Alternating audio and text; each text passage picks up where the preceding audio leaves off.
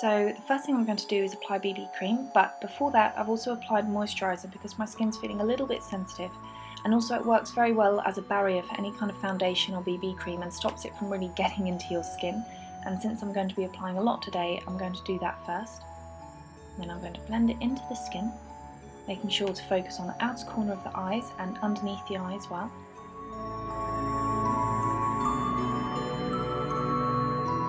I've applied a coat all over the face. I'm just going to be taking little blobs and applying it on little spots that I might have missed or need a little bit more coverage, and blending it out with my fingers before pressing my hands all over my face just to get it to melt into the skin a little bit better.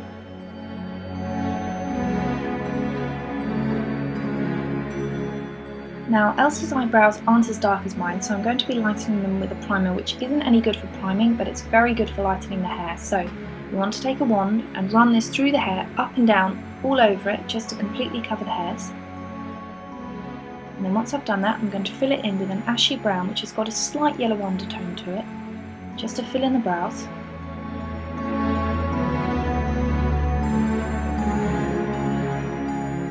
For the cheeks, we're going to be doing something slightly different. We're going to start off with a coral, and we're going to keep this to the apple of the cheeks and then bring it up along the cheekbones, blending it out.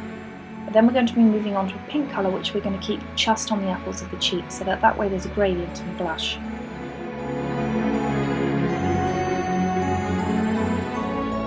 Before I start on the eyes, I'm going to be using a lip balm just to let it sink in while I'm doing the eye makeup.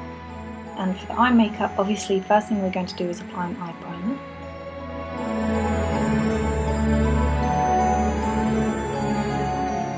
First thing you want to do is you want to take a light brown and work that into the crease, but especially in the inner corner of the eye, working it all the way up into the eyebrows. And this will give your eyes, apart from making them look a little bit more wide-eyed, it's going to make them look ever so slightly frightened as well, which is a look that Elsa had quite a lot, so we're going to try and mimic that. And take a light colour underneath the arch of the brow, and then a peach colour just in the inner corner of the eye, blending that out. Now for the eyeshadow, we're going to be mixing a few colours, a light pink and then a slightly more plummy colour, and applying that all over the eyelid, blending it into the brown.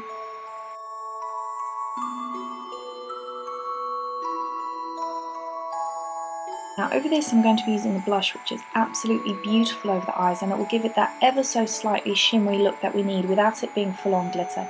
So we're going to apply this just on the centre of the lid and then blend it into the rest of the eye. Very outer corner of the lid, we're going to take a dark purple, keeping it as close to the lashes as possible, creating an ever so slight flick on the outer corner, but then really blending it out. I'm going to take a black eyeshadow and keeping it as close to the lashes as possible, I'm going to line, but I'm going to make the outer corner ever so slightly thicker before taking whatever's left on the brush and running it through the lower lashes, especially in the outer corner, blend that out. Waterline, I'm going to take a peach pencil and just run that gently along, and this is going to help make the eyes look ever so slightly more wide-eyed. Now on the outer corner we're going to be creating a real flare, so we're going to take some false lashes, cut them in two and layer them on the outer corner. We're taking the second pair of lashes and just layering them over the top, and this will still give it a very beautiful winged effect, but it will make it a lot thicker on the outer corner of the eye, just like Elsa's. Once that's done, you're going to take some black mascara and just run this through the lower lashes and the upper lashes if you want to, before finishing off with the lips. Two colours for this, because even though Elsa's got a kind of very dark fuchsia colour all over her lips, it's slightly darker close to the centre, so I'm going to be using this colour all over the lips. And then once I've lined everything and made sure it's all neat, I'm going to take a much darker red and just keep this right to the centre of the lips before blending it out. Everything's nicely blended. I'm just going to run my finger along the outside and just blend this all out so it's not so neat, because it would be a little bit too neat for Elsa. She's got a little bit of a gradient going on the outside of her lips, so blend that out with your finger very lightly. And that's it, you're done.